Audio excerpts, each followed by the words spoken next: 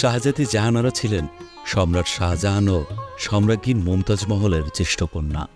ইতিহাসে তার পরিচয় বেগম সাহেবা।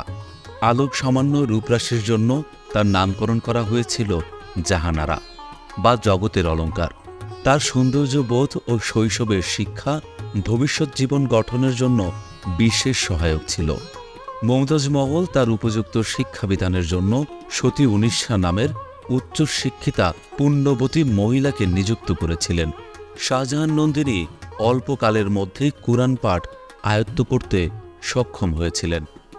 নূরজাহানের কাব্য প্রতিভা স্বরচিত ফার্সি কবিতার বই দিওয়ানে মাকফিতে লিপিবদ্ধ, যা তার নিজের সুনিপুণ দক্ষতার পরিচয় দেয়।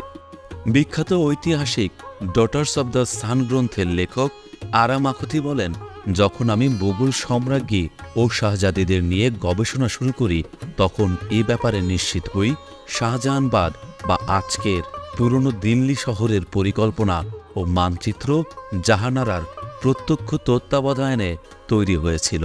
সে সময়ের সবচেয়ে সুন্দর ও আভিজাত বাজার চাঁদনি চকও শাহজাদির কাছে ঋণী। মোট কথা, দিল্লিতে তার তুলনা ছিল না। দানশীলতা, মহানুভবতা এবং জনপ্রিয়তা সব দিক থেকেই জাহানারা অদ্বিতীয় ছিলেন।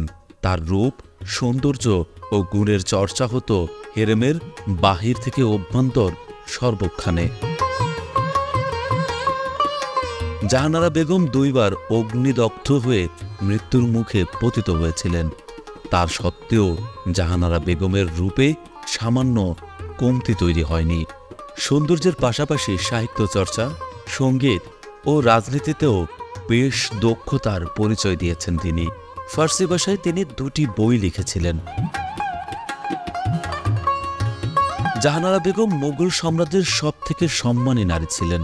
1657 সালে সম্রাট শাহজাহান অসুস্থ হয়ে গেলে ক্ষমতা দখলের দ্বন্দ্বে তার পুত্রদের মাঝে গৃহযুদ্ধ শুরু হয়। আওরঙ্গজেব কিংবা দারাশিকো জাহানারা বেগমকে সবাই পছন্দ ও বিশ্বাস করতেন।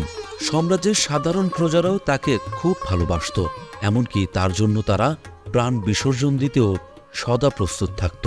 ঐতিহাসিক গবেষণাবিদ বলেন, জাহানারাকে তারা শাহজাদি আখ্যায়িত করবে না, কিংবা এও বলবে না তিনি শাহজাহানের কন্যা বা আওরঙ্গজেবের সহোদর ছিলেন, বরং তিনি ছিলেন নিজেই এক বিরাট ব্যক্তিত্বের মালিক।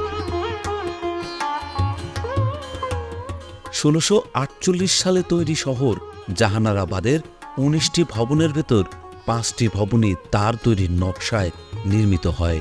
এই শাহজাহানবাদ বর্তমানে পুরনো দিল্লি নামে পরিচিত। এই নতুন শহর থেকে আসা সমস্ত অর্থ তার কাছেই আসত। তখনকার সময় বছরে প্রায় 30 লাখ টাকা আয় হতো, যার বর্তমান বাজার মূল্য প্রায় 150 কোটি টাকা। সাম্রাজ্যের প্রতিটি গুরুত্বপূর্ণ কাজে তার পরামর্শ নেওয়া হতো। সাহেবী নামে তার বাণিজ্যিক জাহাজ ছিল। এটি ডাচ এবং ইংরেজ বণিকদের সঙ্গে সমুদ্রপথে ব্যবসার মালামাল পরিবহন করত। জগতের ইতিহাসে জাহানারার পিতৃভক্তি ছিল এক উজ্জ্বল দৃষ্টান্ত। সর্বভোগ ত্যাগিনী জাহানারা সেই সময় নিজের সর্বসুখ জলাঞ্জলি দিয়ে বন্দি পিতার আমরণ সেবা করে যায়।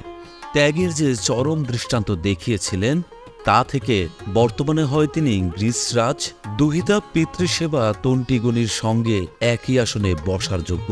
বিখ্যাত ফরাসি কবি লেকত দেলিলে মোগল যুগের ভারতীয় নারীদের মধ্যে একমাত্র তার বিষয়ে হিন্দু অ্যান্টিগনি নামের এক প্রশংসাপূর্ণ কবিতা লিখেছিলেন। বর্তমানে পুরনো দিল্লিতে শেখ নিজামুদ্দিন আউলিয়ার যে বিশাল সমাধি ভবন আছে, সেটার ভেতরে প্রাচীর বেষ্টিত এক স্বল্প আয়তনের জায়গায় জাহানারার সমাহিতা আছে।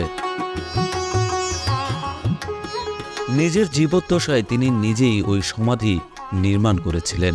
ওই সমাধিভূমিতে সবুজ ঘাসের নিচে জাহানারা অনন্ত নিদ্রায় শায়িত রয়েছেন।